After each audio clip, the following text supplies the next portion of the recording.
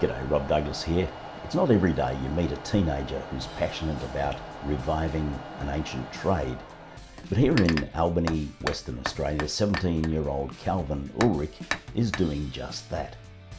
In a shed in his backyard, Calvin has built his own blacksmith forge, and he's been crafting everything from tools to decorative pieces with fire, anvil and hammer. In this video, I chat with Calvin at a local market stall where he sells his creations.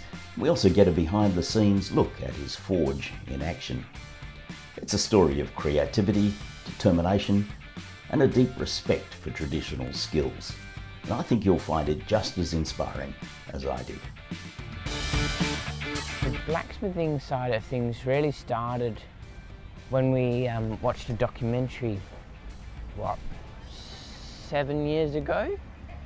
It's called The Secrets of the Castle, and it's a documentary about three historians, British historians, who went over to France to help rebuild a castle, but they were using all the old techniques, and so obviously there was a blacksmith there, and the stuff he could do, I was just completely amazed that you could even do that. And then I went, wow, I've got to try that. And so I tried making a little forge out of rocks. Looked more like a pizza oven than anything else. I had to make my own bellows, you know, the old-fashioned pump bellows. That didn't work either. Tried to make a clay forge. That didn't work. So I started using bricks. And so finally I was like, no, I've got to do this properly. Try and do it properly as best as I can. And so eventually I resorted to making my own forge from scratch. The plate on the top is actually a side of an old washing machine. So a lot of it was just trial and error, figuring it out. But in the process I learned a lot that I wouldn't have learned otherwise. So I think that was actually quite good.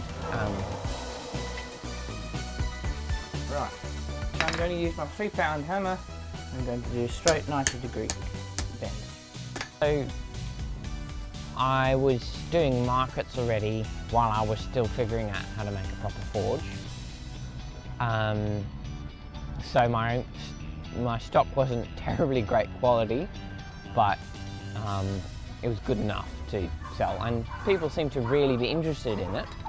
And so I went, oh, okay, maybe this is something I can do more seriously.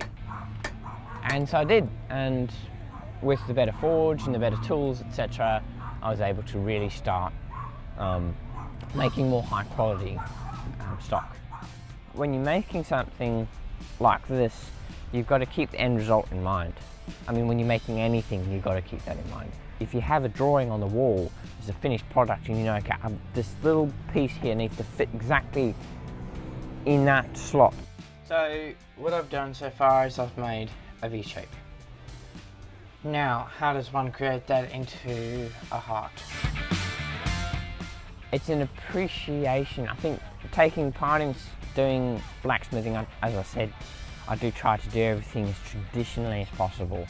I do use an angle grinder, but you know, I could use chisels and hot cuts and all that kind of stuff. But for the time that I have, wouldn't really work. But to be able to make something, mold a piece of metal from a raw, boring piece of rubbish often, into something that's beautiful, flowing and useful as well, like I said, it's quite amazing, really.